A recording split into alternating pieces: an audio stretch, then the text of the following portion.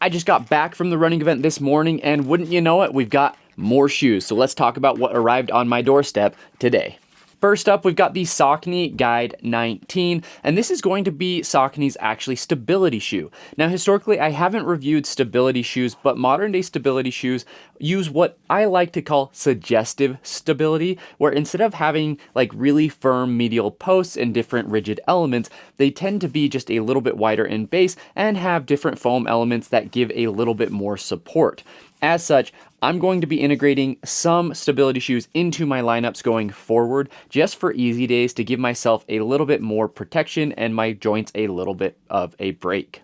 The Saucony Guide 19 is going to be a fairly minimal update overall. You're still going to have, for the most part, that Power Run carrier foam, and it is going to be a nice soft cushion underfoot. You have a very, very plush upper, and I really like this kind of maroon-ish colorway, so I'm pretty excited to get these on foot and actually see how they compare to the Saucony Ride 19, which is going to be the more standard daily trainer, as I just got both of these recently with the 19 at TRE and then the Guide showing up on my doorstep.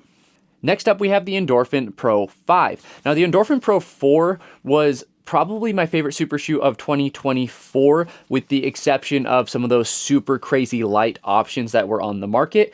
And so the Pro 4 was just a really good balance of, you know, something stable, something supportive for the 26.2, but also something with some good pop and some good roll through with some nice responsiveness. Now, some of the changes, we're going to get a little bit more dialed, almost booty style upper, but it's going to be a very breathable, I believe it's a mesh material, but I'll have to look at the spec sheet. And so you should be able to get a little better lockdown, I think, in this upper, despite kind of that knit tongue, just because of the lacing setup.